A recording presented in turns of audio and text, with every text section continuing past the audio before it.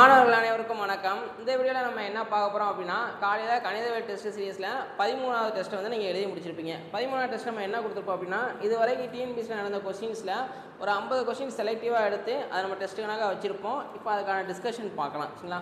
So first question பாருங்களேன், என்ன சொல்கிறாங்க. ஸோ இந்த மாடல் சம் வந்து நம்ம கொஞ்சம் முக்கியமான சரிங்களா, குரூப் 4 குரூப் 2 கொஞ்சம் கேட்குறாங்க. ஒரு வகுப்பில் 12 மாணவர்களின் சராசரி உயரம் ஆவரேஜ் வந்து நமக்கு எவ்வளோ கொடுத்துருக்காங்கன்னா 152, x bar equal to 152.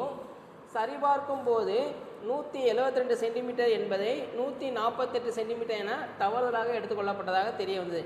எனில் சரியான உயரத்தை கொண்டு சரியான சராசரி காண்க அப்படின்ற மாதிரி நம்ம கொடுத்துருக்காங்க. இதில் ஒரு 3 ஸ்டெப்பு சரிங்களா. ஃபஸ்ட்டு வந்து என்ன கண்டுபிடிக்கணும் அப்படின்னா வித்தியாசம்,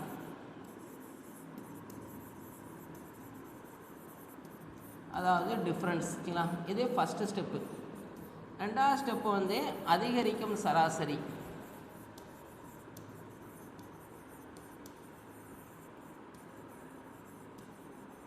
அதிகரிக்கும் சராசரி. மூணாவது வந்து புதிய சராசரி. இதுதான் அந்த 3 ஸ்டெப்பு சரிங்களா. இந்த மாதிரி தப்பான மதிப்பை கரெக்டாக எடுத்துட்டேன் அந்த மாதிரி கொடுத்தாங்க அப்படின்னா இந்த 3 ஸ்டெப்பு தான். ஃபஸ்ட்டு வந்து டிஃப்ரென்ஸ், வித்தியாசம். ஸோ இது எப்படி கண்டுபிடிக்கணும் அப்படின்னா, சரியான மதிப்பு மைனஸ் தவறான மதிப்பு. ஓகே, சரியான மதிப்பு என்னது 172 நான் எடுத்துருக்கணும். ஆனால் எப்படி எடுத்துட்டேன் 148 எடுத்துட்டேன் கரெக்டாக. அப்போ சரியான மதிப்பு 172 மைனஸ் தப்பான மதிப்பு வந்து 148. இப்போ இது ரெண்டையும் மைனஸ் பண்ணுங்கள், அதுதான் நமக்கு டிஃப்ரென்ஸ். ஓகே, 22 24ன்னு வரும். ஃபஸ்ட்டு ஸ்டெப்பு முடிஞ்சா. ரெண்டாவது ஸ்டெப் என்ன சொல்லியிருக்கோம், அதிகரிக்கும் சராசரி.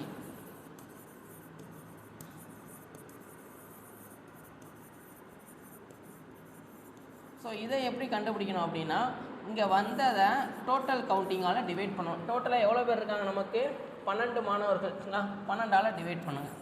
அப்போ ஆன்சர் வந்து என்ன வரும் அப்படின்னா 2ன்னு வரும். ஒரு 12 12, இங்கே 12 24. ரெண்டாவது ஸ்டெப்பு முடிஞ்சா. மூணாவது ஸ்டெப்பு வந்து புதிய சராசரி, ஆவரேஜ் சரிங்களா. நியூ ஆவரேஜ் அல்லது நியூ மீன் அப்படின்னு சொல்லுவாங்க. புதிய சராசரி ஃபார்முலா வந்து என்ன வரும் அப்படின்னா, பழைய சராசரி ப்ளஸ் அதிகரிக்கும் சராசரி.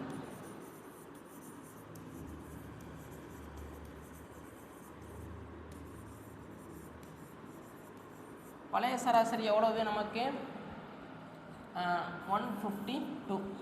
அப்போ 152 ப்ளஸ் அதிகரிக்கும் சராசரி இன்க்ரீஸிங் மீன் வந்து எவ்வளோ அப்படின்னா 2. அப்போ ஆன்சர் வந்து என்ன வரும் அப்படின்னா 154ன்னு வரும். நான் எக்ஸ்ப்ளனேஷன் கொடுத்ததுனால எனக்கு இவ்வளோ நேரம் ஆயிடுச்சு. உங்களுக்கு கான்செப்ட் ரொம்ப புரிஞ்சிச்சு அப்படின்னா ரொம்ப ஈஸியாகவே சால்வ் பண்ணிடலாம். 3 ஸ்டெப் தான். என்னென்ன ஸ்டெப் அப்படின்னா, ஃபஸ்ட்டு வந்து டிஃப்ரென்ஸ் பார்க்கணும், சரியான மதிப்பு மைனஸ் தவறான மதிப்பு. ரெண்டாவது வந்து அதிகரிக்கும் சராசரி.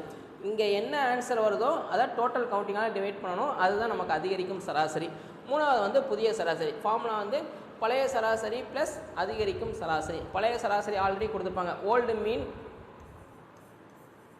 ப்ளஸ் இன்க்ரீஸிங் மீன். ஓகே, இதுதான் நமக்கு ஃபார்முலா. ஸோ ஆன்சர் வந்து 154ன்னு வரும். இந்த மாடல் சம் கொஞ்சம் முக்கியமானது சரிங்களா. இது வந்து எந்த புக்கில் இருக்கும் அப்படின்னா 9th ஸ்டாண்டர்டில் ஸ்டாட்டிஸ்டிக்ஸில் இருக்கும், புள்ளியியல் கான்செப்டில் இருக்கும். இது கொஞ்சம் நல்லா பார்த்துக்கோங்க சரிங்களா. அடுத்த சம் பாருங்கள். இவற்றின் மீப்போவா என்ன அப்படின்னு சொல்லி நம்ம கேட்குறாங்க சரிங்களா. ஸோ இதை வந்து ஃபஸ்ட்டு ஃபேக்டரைசேஷன் பண்ணுவோம். 3t² + 2t - 8 சரிங்களா. ஸோ காரணிப்படுத்தணும். ஃபேக்டரைசேஷன் அப்படின்னா என்ன அப்படின்னா, ஃபஸ்ட்டு இதையும் மல்டிப்ளை பண்ணுங்கள். மல்டிப்ளை பண்ணால் என்ன வரும், 3 8s -24 வித் சைனோட சேர்த்து எழுதணும் சரிங்களா. மிடில் என்ன இருக்குது 2ன்னு இருக்குது சரிங்களா. இப்போ நான் இதை 2 நம்பராக பிரிக்கணும். அந்த 2 நம்பரை மல்டிப்ளை பண்ணால் இது வரணும், அதே 2 நம்பரை ஆட் பண்ணால் நமக்கு இந்த இது வரணும் சரிங்களா.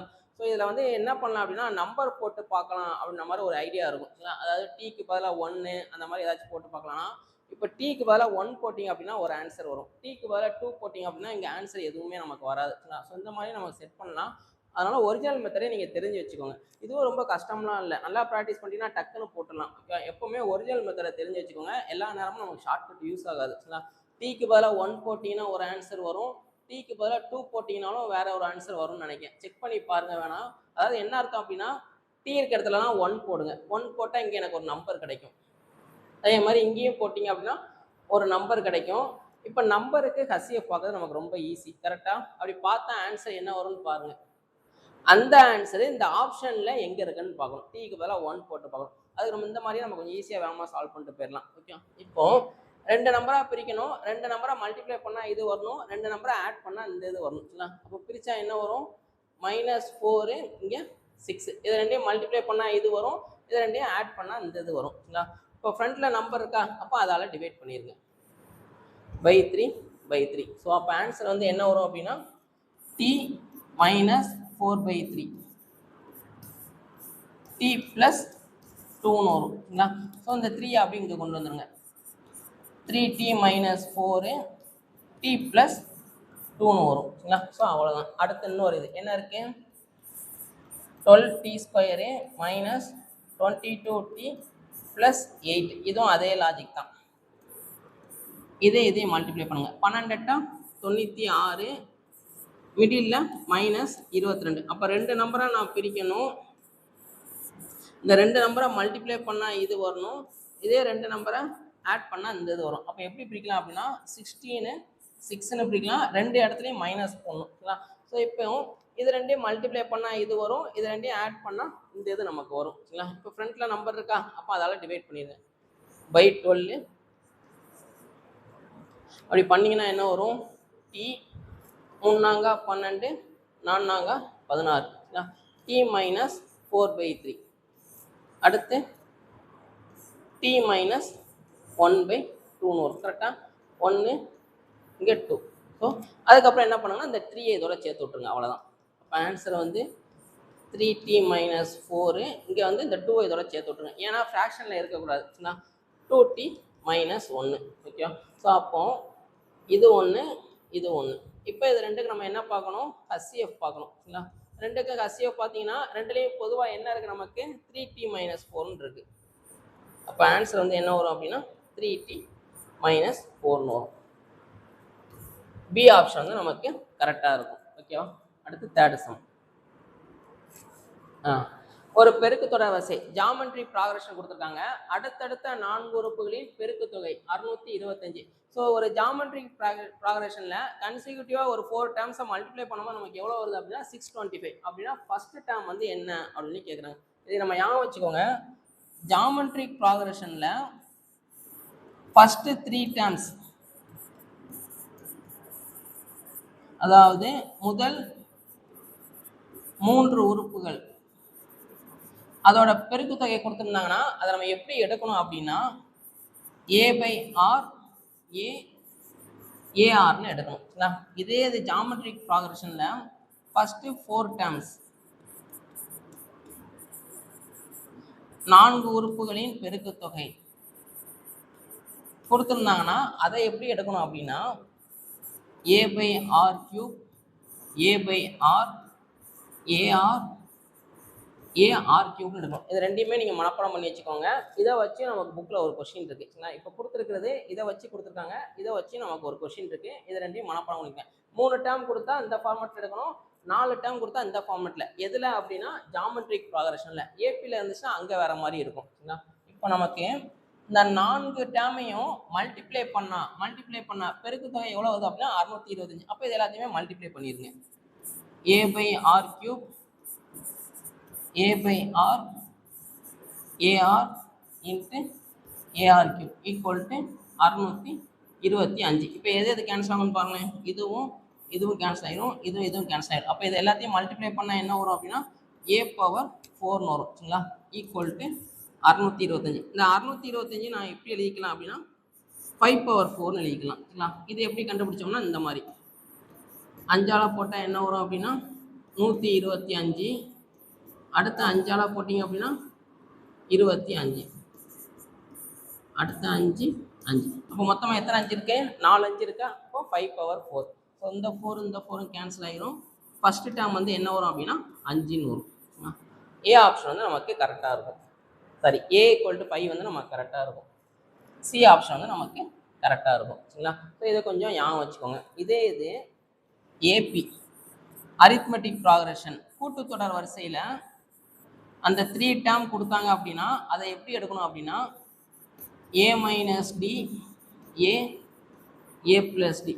அதே இது 4 டேர்ம் கொடுத்துருந்தாங்க அப்படின்னா எப்படி எடுக்கணும்னா a minus 3d a minus d a plus d a plus 3d.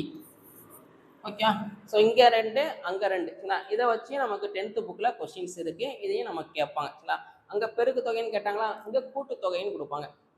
ஒரு கூட்டுத்தொடர் வரிசையில் முதல் 3 உறுப்புகளின் கூடுதல் அப்படின்னு சொல்லி ஒரு வேல்யூ கொடுத்துருப்பாங்க. அப்படின்னா ஃபர்ஸ்ட் டேர்ம் என்ன அப்படின்னு நம்ம கேட்பாங்க. அப்போ இது எல்லாத்தையும் ஆட் பண்ணணும். ஓகே, இதுதான் லாஜிக்கு. இதை வச்சியும் நம்ம கொஸ்டின்ஸ் கேட்டிருக்காங்க சரிங்களா. இது கொஞ்சம் நோட் பண்ணி வச்சுக்கோங்க. அடுத்து சரண் என்பவரின் வயது தன் மகன் சங்கரின் வயதை போல் 6 மடங்கு. அப்பாவோட வயசு வந்து எப்படி இருக்கு அப்படின்னா மகனோட வயசை போல 6 மடங்கு அப்படின்னு சொல்லி சொல்றாங்க. ஓகே, 4 வருடங்கள் கழித்து ஒரு 4 வருஷம் கழிச்சு அப்போ f+4 கரெக்டா. இது எல்லாமே பெர்சன்டேஜ். ஒரு 4 வருஷம் கழிச்சு அப்படின்னா ஒரு 4 ஆட் பண்ணணும். ஓகே, 4 வருடங்கள் கழித்து அவரின் வயது மகனின் வயதை போல் 4 மடங்கு. அப்போ s+4 மகனோட வயசை போல 4 மடங்கு அப்படின்னு சொல்றாங்க. அப்படின்னா பெர்சன்டேஜ் தற்போதைய வயது என்னன்னு கேட்குறாங்க. இது நம்ம ஆப்ஷன்ல இருந்தே போகலாம் சரிங்களா. ஃபர்ஸ்ட் உள்ளது எல்லாமே அப்பாவோட வயசு, ரெண்டாவது உள்ளது எல்லாமே என்னதுன்னா மகனோட வயசு சரிங்களா. இப்போ ஃபர்ஸ்ட் ஆப்ஷன் என்ன இருக்கு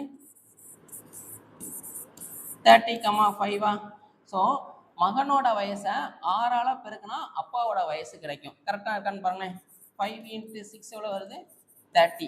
கரெக்டாக தான் இருக்குது. அப்போ ரெண்டாவது செக் பண்ணுங்க. ஒரு 4 வருஷம் கழிச்சு, அப்போ 4 வருஷம் கழிச்சு இவங்களோட வயசு என்னவா இருக்கும் 34 இருக்கும். இவங்களோட வயசு 9 இருக்கும். கரெக்டாக. இப்போ மகனோட வயசை 4ஆல பெருக்குனா அப்பாவோட வயசு கிடைக்கணும். மகனோட வயசை 4ஆல பெருக்குங்களேன். 36ன்னு வரணும். ஆனால் நமக்கு என்ன இருக்கு 34ன்னு இருக்கு. அப்போ இது வராது. அடுத்து பி ஆப்ஷன். பி ஆப்ஷன் என்ன இருக்கு 36,6. ஓகே, ஃபர்ஸ்ட் இதில் எல்லாமே செட் ஆகிற மாதிரி தான் இருக்குது. அந்த பெர்சன்டேஜ் வந்து நமக்கு செட் ஆகிற மாதிரி தான் இருக்குது. 6 6 36, 6 8 48, 6 4 24 கரெக்டாக இருக்கிற மாதிரி தான் இருக்குது. அப்புறம் நம்ம ரெண்டாவது மட்டும் செக் பண்ணால் போதும். ரெண்டாவது வந்து 4 வருஷம் அப்புறம் அப்பாவோட வயசு 40ன்னு இருக்கும், மகனோட வயசு 10ன்னு இருக்கும். அப்போ இதை ஒரு 4ஆல பெருக்கினா என்ன கிடைக்கும், எனக்கு அப்பாவோட வயசு கிடைச்சிருமா கரெக்டாக. 5×4 40. அப்போ பி ஆப்ஷன் வந்து நமக்கு கரெக்டாக இருக்கும். ஒரு ஆப்ஷன் தான் இருக்கிற மாதிரி என்னால் செட் பண்ண முடியும், 2 ஆப்ஷன் இருக்கிற மாதிரி செட் பண்ண முடியாது. ரிமைனிங் பார்த்தீங்கன்னா ஆன்சர் கண்டிப்பாக வராது. செக் பண்ணி பார்க்கணும்னா செக் பண்ணி பார்த்துக்கோங்க. இவங்களோட ஒரு 4 கூட்டுங்க, இவங்களோட ஒரு 4 கூட்டுங்க. 4ஆல பெருக்குனா அப்பாவோட வயசு கிடைக்கும். மேக்ஸிமம் ஏஜ் சம் கேட்டாலே நம்ம ஆப்ஷன்லேருந்து ஈஸியாக போயிடலாம். அப்படி வைக்கிற மாதிரி தான் நம்ம கொஸ்டின்ஸ் கேட்பாங்க. அதனால ஆப்ஷன்லேருந்து போகிற மாதிரியே பார்த்துக்கோங்க சரிங்களா. இந்த மாதிரி ப்ராக்டிஸ் பண்ணிக்கோங்க. அடுத்து பாருங்களேன்.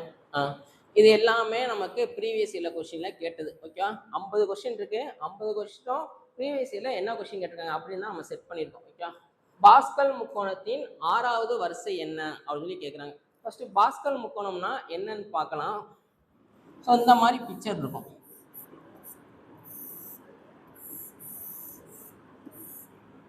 ரெண்டு, அடுத்து 3வது வரிசையில் 3 எலமெண்ட் இருக்கும். 4வது வரிசையில் 4 பாக்ஸ் இருக்கும். 1 2 3 4. அப்போ 5வது வரிசையில் எத்தனை பாக்ஸ் இருக்கும் 5 பாக்ஸ் இருக்கும். 1 2 3 4 5. இதுதான் பாஸ்கல் முக்கோணம். இப்போ இந்த பாக்ஸை எப்படி ஃபில் பண்ணணும் அப்படின்னா மேலே 1 ஃபில் பண்ணணும் சரிங்களா. அதுக்கப்புறம் திருப்பி 1 1 சரிங்களா. இந்த கடைசி இது எல்லாமே 1 1ன்னு தான் வரும். ஓகே, இப்போ நடுவில் உள்ளதை ஃபில் பண்ணணும். அதெல்லாம் எப்படி ஃபில் பண்ணணும் அப்படின்னா இதே ஆட் பண்ண என்ன வரும் 1 + 1 2. ஓகே, ஃபில் பண்ணியாச்சா. அடுத்து இந்த பாக்ஸ் வேணும்னா இது எது கடையில் இருக்குன்னு பாருங்க. இதை ரெண்டையும் ஆட் பண்ணணும். 1 + 2 3. அடுத்து இது 2 கடையில் இருக்கா 2 + 1 3. ஓகே, அடுத்து இதை ஃபில் பண்ணணும். இதை ஃபில் பண்ணோம் அப்படின்னா இது 2 1 + 3 4. அடுத்து இது ரெண்டையும் ஃபில் பண்ணால் 3 + 3 6. ஓகே, அடுத்து இதே 3 + 1 4. இந்த மாதிரி தான் நான் ஃபில் பண்ணிகிட்டே வரணும். இதுதான் பாஸ்கல் ட்ரையாங்கிள் அப்படின்னு சொல்லி சொல்லுவாங்க சரிங்களா. ஸோ இப்போ அடுத்த ரோ எப்படி இருக்கும் அப்படின்னா இடம் பத்தலை சரிங்களா. First second third fourth fifth அடுத்து சிக்ஸ்த் ரோ. அப்போ சிக்ஸ்த் ரோவில் எத்தனை பாக்ஸ் இருக்கும்? 6 பாக்ஸ் இருக்கும். ஃபஸ்ட்டு ரோவில் ஒரு பாக்ஸு, ரெண்டாவது ரோவில் ரெண்டு பாக்ஸு, மூணாவது ரோவில் 3 பாக்ஸு, நாலாவது ரோவில் 4 பாக்ஸு, அஞ்சாவது ரோவில் 5 பாக்ஸு, ஆறாவது ரோவில் 6 பாக்ஸ். 1 2 3 4 5 6 இந்த மாதிரி நேருக்கு நேராக இருக்காது. நான் இடம் பத்தலை அப்படிங்கிறதால நேருக்கு நேராக போட்டிருக்கேன். அந்த மாதிரி ஏணிப்படி மாதிரி தான் வர்ற மாதிரி இருக்கும். ஓகே, ஸோ இங்கே 1 ஃபில் பண்ணுவோம். இப்போ இதை ஃபில் பண்ணணும். 1 + 4 5, 4 + 6 10, 6 + 4 10, 4 + 1 5. ஓகே, ஸோ இந்த மாதிரி நமக்கு போய்கிட்டே இருக்கும். இப்போ கொஸ்டின் வந்து நமக்கு என்ன கேட்குறாங்கன்னு பாருங்கள். ஸோ இந்த இது ஞாபகம் வச்சுக்கோங்க. நான் ஒன்று சொல்லியிருப்பேன். மொதல் வரிசையில் ஒரு பாக்ஸ் இருக்கும், ரெண்டாவது வரிசையில் 2 பாக்ஸ் இருக்கும், மூணாவது வரிசையில் 3 பாக்ஸு, நாலாவது வரிசையில் 4, அஞ்சாவது வரிசையில் 5. இப்போ கொஸ்டின் நமக்கு என்ன கேட்குறாங்க? 6வது வரிசை என்ன அப்படின்னு கேட்குறாங்க. அப்போ 6வது வரிசை அப்படின்னா அதில் எத்தனை நம்பர் இருக்கணும்? 6 நம்பர் இருக்கணும். இப்போ இதில் பாருங்களேன், 4 நம்பர் தான் இருக்குது. அப்போ இது வராது. இதில் 4 நம்பர் தான் இருக்குது, இதுவும் வராது. இதில் பாருங்கள் 3 6 7 நம்பர் இருக்குது, கரெக்டாக? அப்போ இதுவும் எனக்கு வராது. அடுத்தது பாருங்கள் 3 6. அப்போ எது தான் நம்ம கரெக்டாக வரும் அப்படின்னா டி ஆப்ஷன் தான் நமக்கு கரெக்டாக இருக்கும். சரிங்களா? ஸோ இது எதுவுமே பார்க்காம இந்த ஸ்ட்ரக்சர் தெரிஞ்சாலே போதும். ஓகே, அதை வச்சு நம்ம ஈஸியாக போட்டுடலாம். இதில் இன்னொரு பாயிண்ட் வந்து என்ன இருக்குது அப்படின்னா, இப்போ sum of row. Okay, so இதை எல்லாத்தையுமே ஆட் பண்ணால் என்ன வரும் அப்படின்னா, இதை ஆட் பண்ணால் 1, இது ரெண்டையும் ஆட் பண்ணால் 2, இது ரெண்டையும் ஆட் பண்ணால், இது எல்லாத்தையுமே ஆட் பண்ணால் 4, இது எல்லாத்தையுமே ஆட் பண்ணால் 8, கரெக்டாக? ஸோ இந்த 1 நான் எப்படி எழுதிக்கலாம்? 2/0ன்னு எழுதிக்கலாம். இதை எப்படி எழுதிக்கலாம்? 2/1. இதை எப்படி எழுதிக்கலாம்? 2/2. இதை எப்படி எழுதிக்கலாம்? 2/3. அப்போ ஜென்ரல் ஃபார்முலா வந்து என்ன அப்படின்னா, 4 ரோ இருந்துச்சுன்னா பவரில் 3, 3 ரோ இருந்துச்சுன்னா பவரில் 2, 2 ரோ இருந்துச்சுன்னா பவரில் 1ன்னு வரும், கரெக்டாக? அப்போ 2n-1 இதுதான் ஜென்ரல் ஃபார்முலா. அதாவது ஒரு வரிசையில் உள்ள பாஸ்கல் முக்கோணத்தில் ஒரு வரிசையில் உள்ள எல்லா எலமெண்ட்டையும் ஆட் பண்ணால் என்ன வரும் அப்படின்னு நம்ம கேட்பாங்க. இப்போ ஆன்சர் வந்து என்ன வரும்னா 2n-1. இப்போ கொஸ்டின் வந்து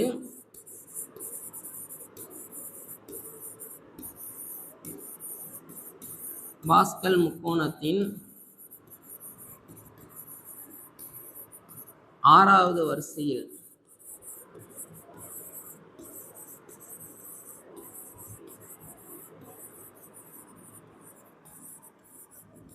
உள்ள எண்களின் கூடுதல் என்ன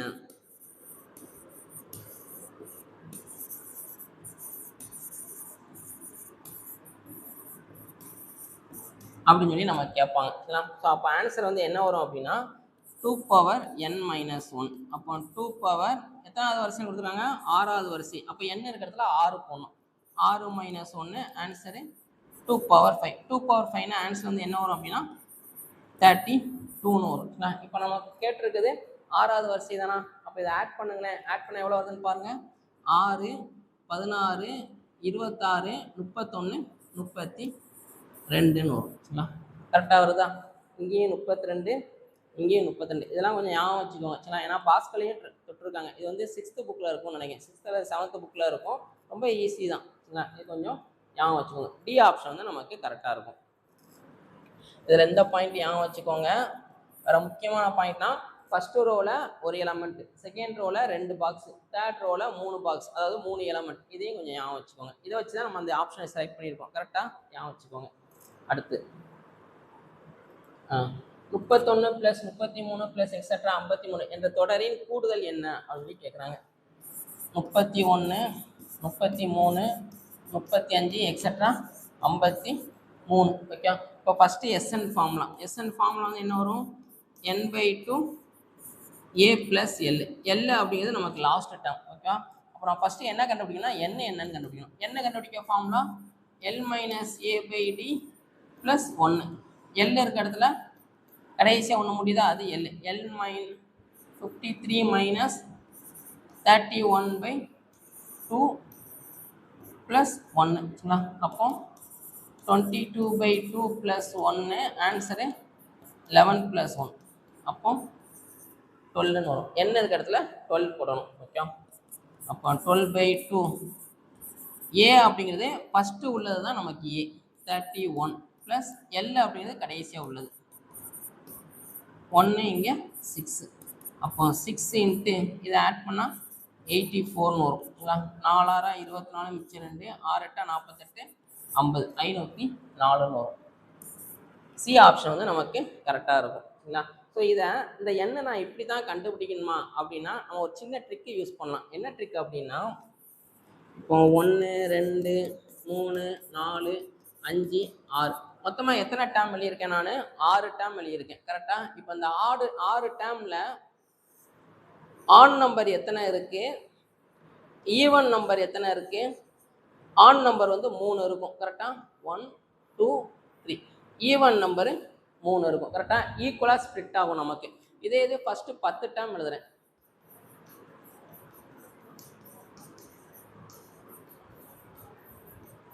ஸோ இதில் பாருங்களேன், இதில் ஆன் நம்பர் எத்தனை இருக்கும்?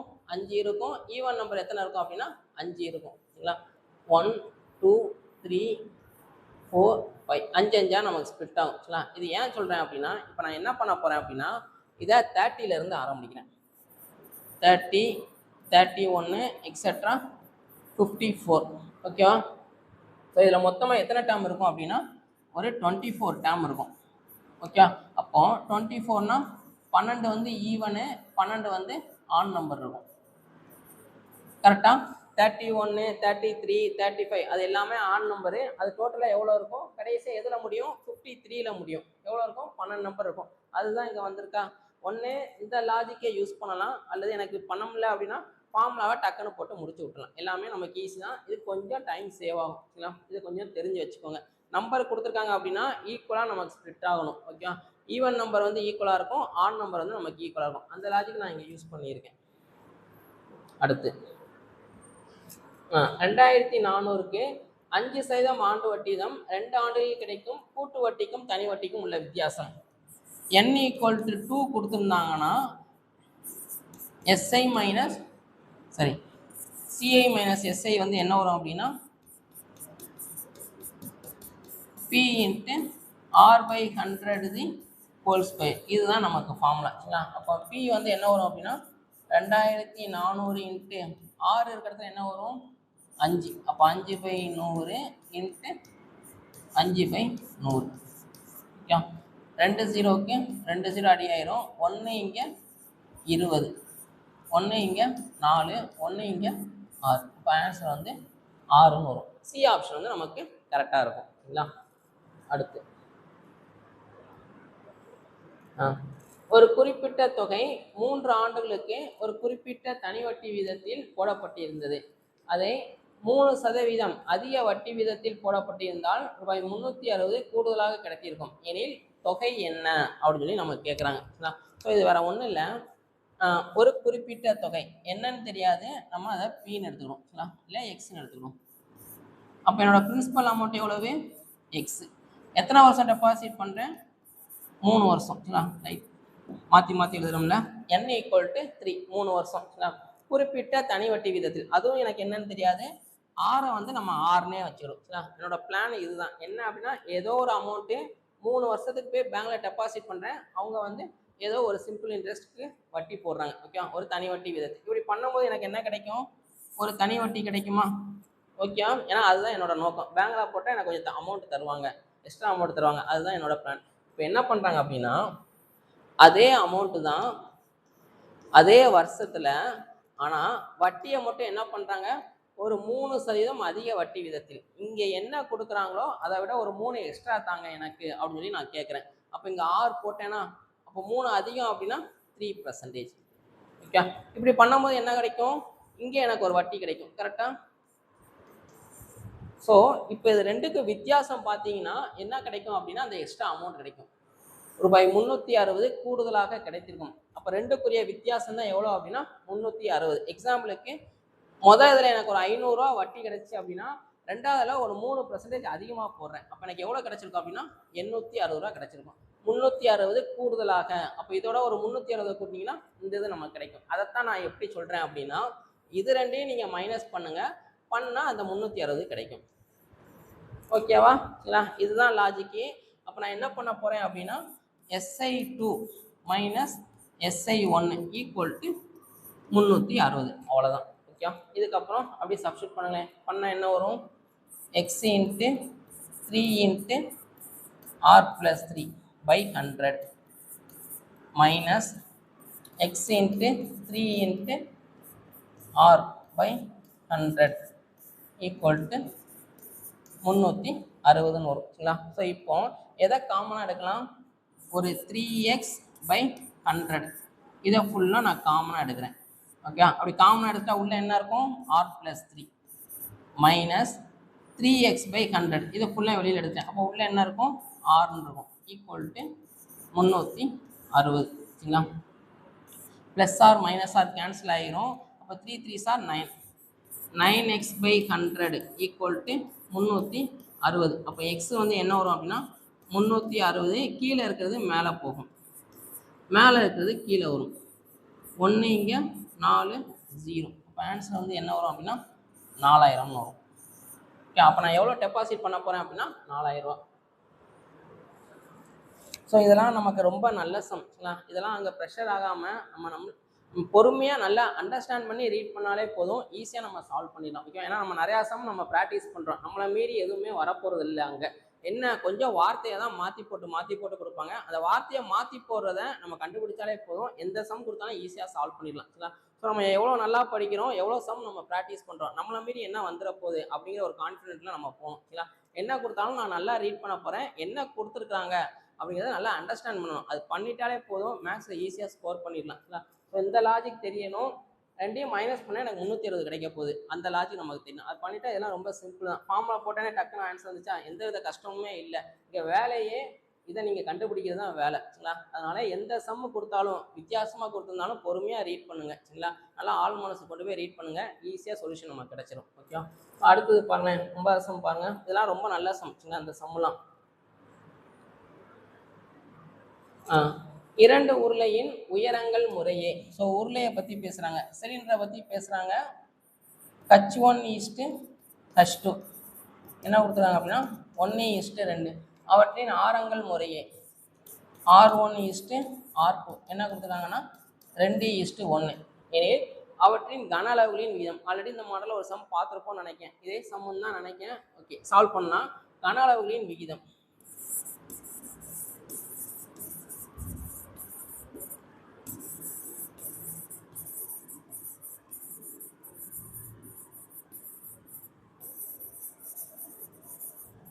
ஃபார்முலா என்ன வரும்? By R1² H1 by R2² H2 வரும். பை கேன்சல் ஆயிரும். அப்போ R1 இருக்கிறதுல 2 போடணும், R2 இருக்கிறதுல 1. அதே மாதிரி H1 இருக்கிறதுல 1 போடணும், H2 இருக்கிறதுல 2. அப்போ சப்ஸ்டிட் பண்ணுங்களேன். R1 இருக்கிறதுல 2², H1 இருக்கிறதுல 1 R2 இருக்கிறதுல 1², H2 இருக்கிறதுல 2. 2 ஸ்கொயர் பண்ணால் என்ன வரும்?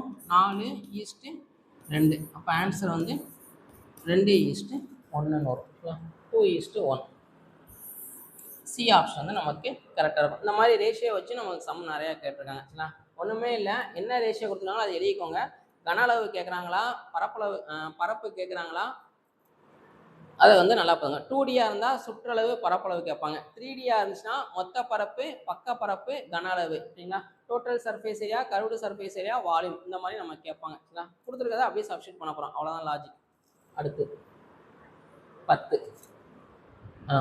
ஒரு வட்டத்தின் ஆரம் 1% அதிகரித்தால் அதன் பரப்பு எவ்வளவு சதவீதம் அதிகரிக்கும் அப்படின்னு சொல்லி கேட்குறாங்க. இப்போ எனக்கு ஒரு வட்டம் வரையணும்னா என்ன இருந்தால் போதும்? ஆரம் மட்டும் இருந்தால் போதும். கரெக்டாக ரேடியஸ் மட்டும் இருந்தால் போதும், நான் ஒரு வட்டம் ஈஸியாக வரைஞ்சிடலாம். ஓகே, அப்போ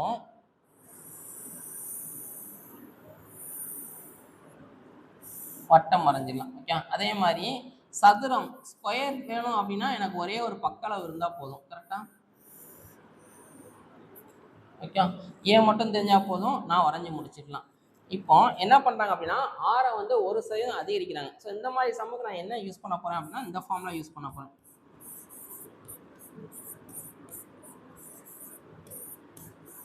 y/100. இந்த ஃபார்முலா எப்படி யூஸ் பண்ண முடியும்? உங்களுக்கு 2 வேல்யூ வேணுமே அப்படின்னா வட்டம் வரைகிறதுக்கு எனக்கு ஒரு மெஷர்மெண்ட் இருந்தால் போதும். கரெக்டாக அப்போ நான் இந்த எக்ஸ் இருக்க இடத்துலையும் என்ன போட போகிறேன்னா அந்த 1% தான் போட போகிறேன், ஒய் இருக்க இடத்துலையும் 1% தான் போட போகிறேன். சதுரத்துக்கும் இதே மாதிரி கொடுத்தாங்க, பக்க அளவை ஒரு 5% நான் அதிகரிக்கிறேன், அப்போ பரப்பு எவ்வளோ அதிகரிக்கும்னு கேட்டாங்கன்னா இதே ஃபார்முலா யூஸ் பண்ணலாம். சரிங்களா? இதே மாதிரி தான் 3D ஷேப் வந்து என்ன அப்படின்னா கோலம், ஸ்பியர். ஓகேவா? இதுலேயும் நமக்கு ஒரு சம் இருக்குது, அதை நம்ம ப்ரீவியஸில் கேட்டிருக்காங்க. சரிங்களா? ஸோ இப்போ எக்ஸ் இருக்கிறதுல என்ன போட போகிறேன், 1 போட போகிறேன். ஏன் இந்த ஃபார்முலா யூஸ் பண்ணுறோன்னு புரியுதா? இங்கே 2 மெஷர்மெண்ட் இருக்கு, எக்ஸ் ஒய்னு 2 இருக்குல்ல, அந்த இடத்துல என்ன சப்ஸ்டியூட் பண்ணுவீங்கன்னு கேட்டால் வட்டம் வரைகிறதுக்கு எனக்கு ரேடியஸ் மட்டும் இருந்தால் போதும். அப்போ எக்ஸ் இருக்கிறதுலையும் 1 தான் போட போகிறேன், ஒய் இருக்கிறதுலையும் நான் 1 தான் போட போகிறேன். அப்போ 1 + 1 + 1 × 1/100. ஓகே, அப்போ 2 + 1/100, அப்போ 2 + 0.01. அப்போ ஆன்சர் வந்து 2.01 வரும். டி ஆப்ஷன் வந்து நமக்கு கரெக்டாக இருக்கும். நான் ஒரு சம் தரேன், அதை ட்ரை பண்ணி பாருங்கள். ஒரு கோலத்தின், இது வந்து நம்ம ப்ரீவியஸ் இயரில் கேட்டது தான், 10th புக்கில் இருக்கும். சரிங்களா? ஒரு கோலத்தின் ஆரம் 25% அதிகரிக்கப்பட்டால் புறப்பரப்பில் ஏற்படும் மாற்றம்.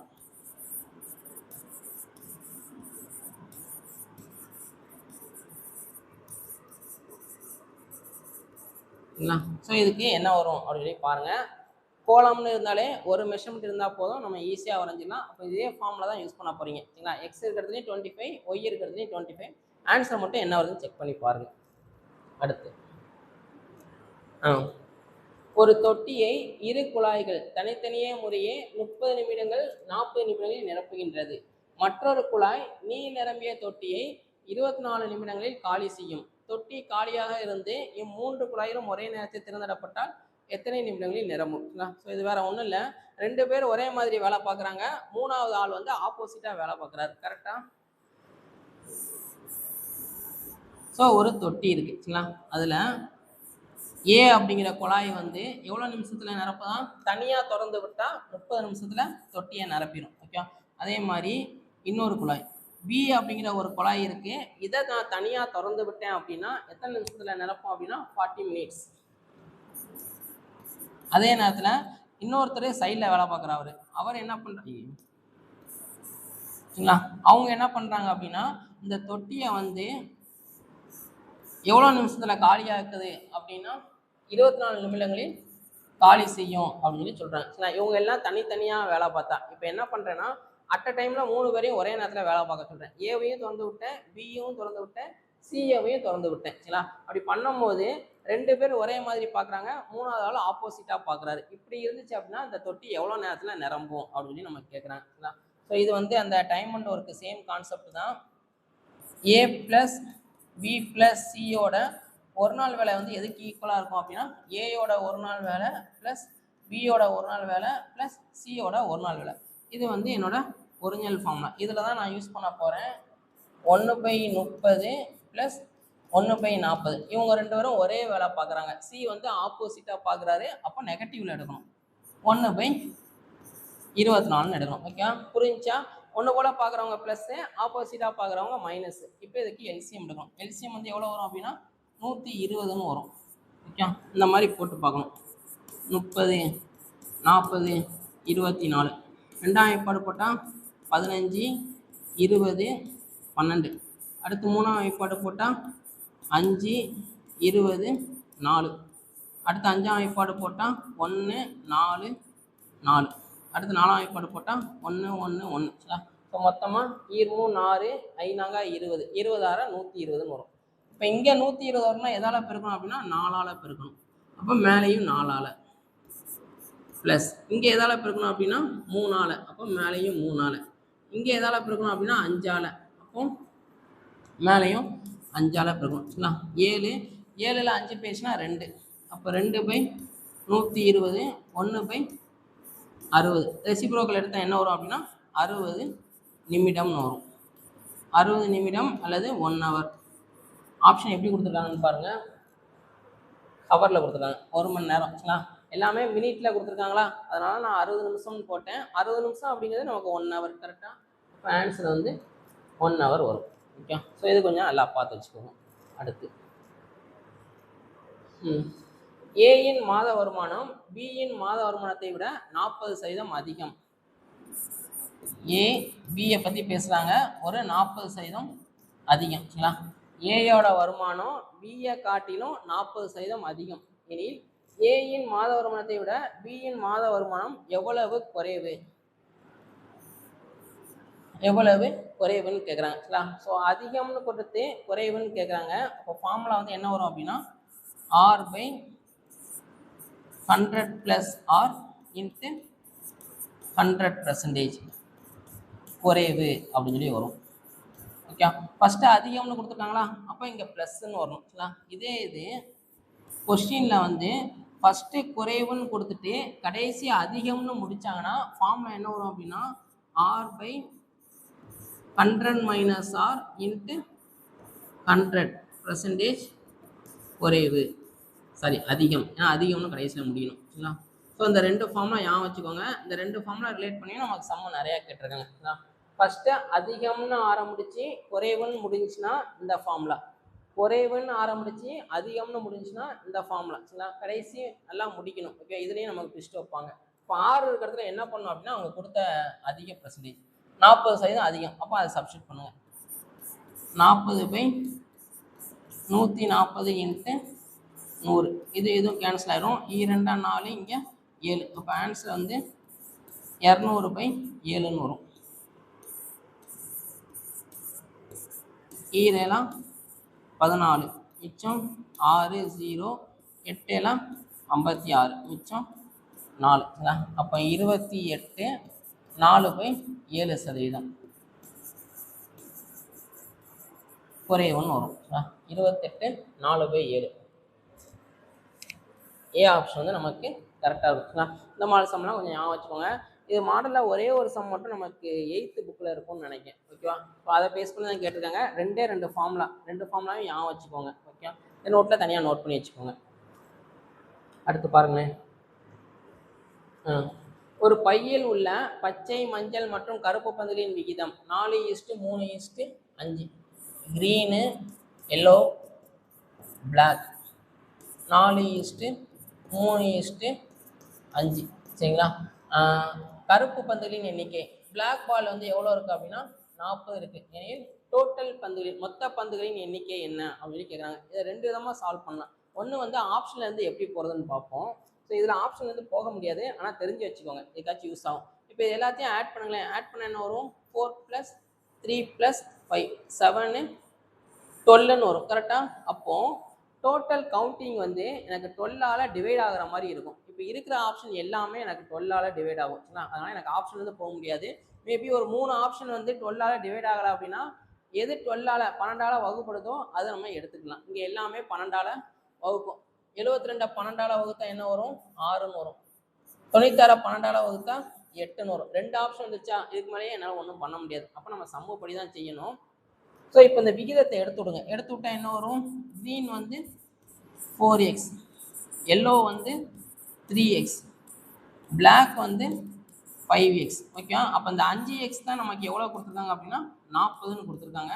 அப்போ எக்ஸ் வந்து என்ன வரும் அப்படின்னா 8ன்னு வரும். எக்ஸு கண்டுபிடிச்சிட்டோமா? அதை தூக்கி இதில் ஆட் பண்ணுங்கள். டோட்டலாக எவ்வளோ சொல்லியிருக்கோம்? 12x சொல்லியிருக்கோம். அப்போ 12 × 8 ஆன்சர் வந்து எவ்வளோ வரும் அப்படின்னா 96ன்னு வரும். சி ஆப்ஷன் வந்து நமக்கு கரெக்டாக இருக்கும். ஓகே, இது கொஞ்சம் நல்லா ஞாபகம் வச்சுக்கோங்க. அடுத்த சம் பாருங்கள்.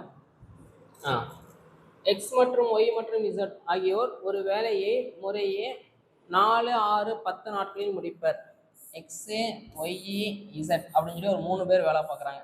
எக்ஸ் எத்தனை நாளில் கம்ப்ளீட் பண்ணுவார்னா 4 நாளில். ஒய் வந்து எத்தனை நாளில் கம்ப்ளீட் பண்ணுவாங்க அப்படின்னா 6 நாளில். இசட் வந்து எத்தனை நாளில் கம்ப்ளீட் பண்ணுவாங்க அப்படின்னா 10 நாளில். ஓகே, இவங்க எல்லாரும் ஒரு வீட்டில் வேலை பார்க்குறாங்க. அங்கே பார்த்து எவ்வளோ சம்பளம் வாங்குறாங்க அப்படின்னா 3100 ரூபா வாங்குறாங்க. சரிங்களா? அப்படி வாங்கினா தனித்தனியே பெரும் பங்குகளை காண்க அப்படின்னு சொல்லி நம்ம கேட்குறாங்க. சரிங்களா? ஸோ இப்போ ஃபஸ்ட்டு இதை வந்து சம்மப்படி செய்கிறது பார்ப்போம். அதுக்கப்புறம் வந்து நான் ஆப்ஷன் வந்து எப்படி போகிறது அப்படின்னு சொல்கிறேன். நான் ஃபஸ்ட்டு என்ன கண்டுபிடிக்கணும் அப்படின்னா இதுக்குரிய ரேஷியோ கண்டுபிடிக்கணும். சரிங்களா? அதாவது 1/x = 1/y = 1/z நம்ம கண்டுபிடிக்கணும். அது வேறு ஒன்றும் இல்லை.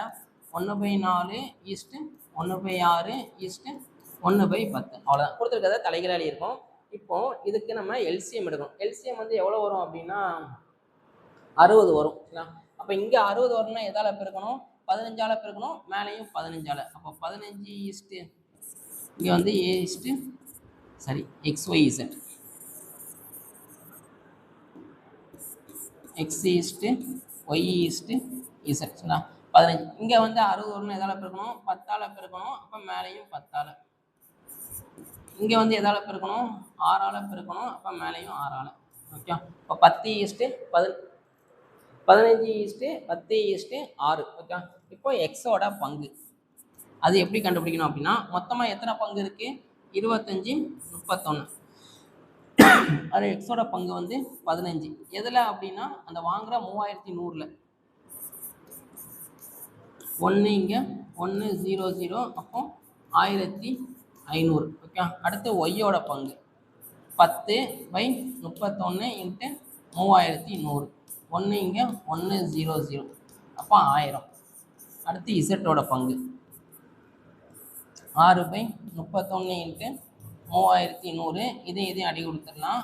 அப்போ ஆன்சரு 600. ஓகே, இப்போ முதல் இது கண்டுபிடிச்சாலே போதும். எப்படினாலும் இதுவும் எனக்கு கேன்சல் ஆகி 100 தான் வரப்போகுது. கரெக்டாக?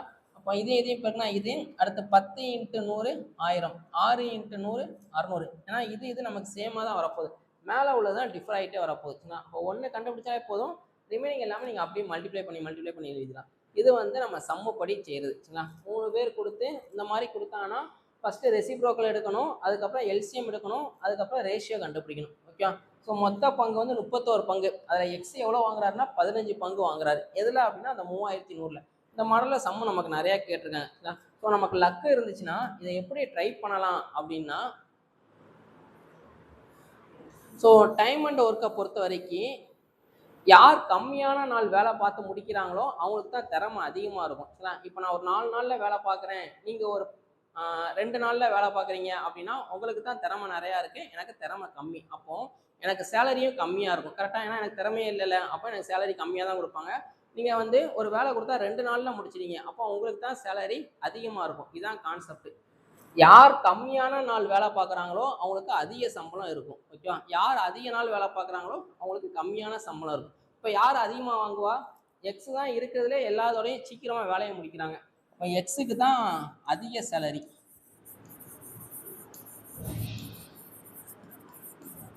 யார் அதிக நாள் வேலை பார்க்குறா? இசட்டு தான் அதிக நாள் பார்க்குறாங்க. அப்போ இசட்டுக்கு தான் கம்மியான சேலரி இருக்கிறதுலே. அப்போ இசட்டுக்கு குறைவான சேலரி. நடுவில் ஒய் இருப்பாப்புல. இந்த ஆர்டரில் தான் இருக்கணும். ஃபஸ்ட்டு அதிகமாக இருக்கணும், அதை விட கொஞ்சம் கம்மியாக, கடைசி உள்ளது ரொம்ப கம்மியாக இருக்கணும். இப்போ அதை பாருங்களேன். அதே நேரத்தில் இதை நான் ஏன் பண்ணுறேன் அப்படின்னா, எல்லாமே எனக்கு ஒரே நம்பர் தான். கரெக்டாக 1500 1000 600 தான் இருக்குது. அதை தான் இடத்த மாற்றி கொடுத்துருக்காங்க. சரிங்களா? ஸோ எக்ஸ் தான் அதிகமாக வாங்குவார். உள்ளது எனக்கு அதிகமாக இருக்கணும். இப்போ இங்கே பாருங்களேன், 1000 இருக்குது, ரெண்டாவது 1500 இருக்குது. அப்போ இது வராது. இதை பாருங்களேன், 1500 இருக்கு, 2000 1000 இருக்கு, 3 வந்து 600. அப்படி குறைஞ்சிட்டே வருதா? அதிகம், அதோட கொஞ்சம் கம்மி, அதோட கொஞ்சம் கம்மி. அப்போ மேபி இது வரலாம். இனிமேல் நீங்கள் செக் பண்ணுங்க. இங்கே பாருங்களேன், ஏ கரெக்டாக இருக்குது, ஆனால் சிக்கு தான் குறைவான சம்பளம் இருக்கணும். ஆனால் இங்கே யாருக்கு இருக்குது? பிக்கு இருக்குது. அப்போ இது வராது. இங்கே பாருங்களேன், இங்கே அப்படியே ரிவர்ஸில் இருக்குது. அப்போ இதுவும் வராது. என்ன ஆப்ஷன் தான் கரெக்டாக வரும் அப்படின்னா சி ஆப்ஷன் தான் நம்ம கரெக்டாக இருக்கும். சரிங்களா? ஸோ இந்த மாடலையும் சம்மு நிறையா கேட்டிருக்காங்க. ஒன்று மட்டும் ஞாபகம் வச்சுக்கோங்க. யார் கம்மியாக வேலை பார்க்குறாங்களோ அவங்களுக்கு அதிக சம்பளம், யார் அதிக நாள் வேலை பார்க்குறாங்களோ அவங்களுக்கு குறைவான சம்பளம். இதை வச்சு ஆப்ஷன்லேருந்து போக முடியுதா அப்படின்னு சொல்லி பாருங்கள். ஓகே, அடுத்து பாருங்களேன். ஃபிபனாக்கி தொடரில் 7வது மற்றும் 6வது உறுப்புகளுக்கு இடையேயான வித்தியாசம் என்ன அப்படின்னு சொல்லி எழுதுறாங்க. ஸோ அப்போ நம்ம ஃபஸ்ட்டு இந்த ஃபிபனாக்கி சீரியஸ் எழுதணும்.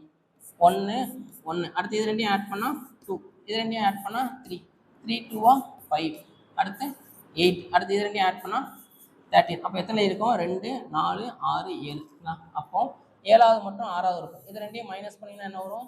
13 - 8, ஆன்சரு 5ன்னு வரும். பி ஆப்ஷன் வந்து நமக்கு கரெக்டாக இருக்கும். ஓகே, ஸோ மொதல் ஒரு 15 கொஸ்டின் இருக்கட்டும். ஏன்னா மொத்தமாக 50 கொஸ்டின் நம்ம டிஸ்கஸ் பண்ணுறோம். கரெக்டாக ஒவ்வொரு செட்டாக பார்க்கலாம். ஃபஸ்ட்டு ஒரு 15 கொஸ்டினுக்கான டிஸ்கஷன் பார்த்துருப்போம். இது கொஞ்சம் நல்லா பார்த்துக்கோங்க. இதில் முக்கியமான கான்செப்ட் என்ன அப்படின்னா, இந்த ஃபிபனாக்கி சீரிஸ் ஞாபகம் வச்சுக்கோங்க. இந்த மாதிரி போய்கிட்டே இருக்கும். மொதல் 2 இது 1 1ன்னு போட்டுக்கணும். அதுக்கு அடுத்த டேர்ம் எழுதும்போது ஆட் பண்ணி எழுதணும். ப்ரீவியஸ் டைமை ஆட் பண்ணி எழுதணும். 2 + 1 3 அது இங்கே போடணும். 3 + 2 5 இங்கே போடணும். 5 + 3 8 இந்த மாதிரி போட்டுகிட்டே வரணும். இதில் இந்த ஃபிபனாக்கி சீரீஸும் பாஸ்கல் முக்கோணமும் பார்த்துக்கணும். ஏன்னா இது வரைக்கும் நம்ம இந்த 12 டெஸ்ட்டில் பார்த்துருக்கவே மாட்டோம். இந்த 2 கான்செப்ட் நம்ம பார்த்துருக்கவே மாட்டோம். ப்ரீவியஸ் இயர்லாம் இது கேட்டிருக்காங்க கரெக்டாக. ஸோ அடிக்கடி நான் சொல்லுவேன் ப்ரீவியஸ் இயர் கொஸ்டின் ஏன் முக்கியம்னா எல்லாமே நம்ம படிச்சிருக்க மாட்டோம். ஒரு சில இது ப்ரீவியஸ் இயர் கொஸ்டினை பார்க்கும்போது தான் ஓகே இதுவும் நம்ம கேட்குறாங்க அப்படிங்கிறது நமக்கு தெரியும். ஓகே, முதல் ஒரு 15 கொஸ்டின்ஸ் இருக்கட்டும், இதை பாருங்க. அதுக்கு அடுத்தடுத்த வீடியோவில் ரிமைனிங் உள்ள கொஸ்டின்ஸ் எல்லாமே வரும். இன்றைக்கே நம்ம கம்ப்ளீட் பண்ணி முடிச்சிடலாம். சரிங்களா? ஸோ அடுத்த 15 அடுத்ததில் பார்க்கலாம். ஓகே.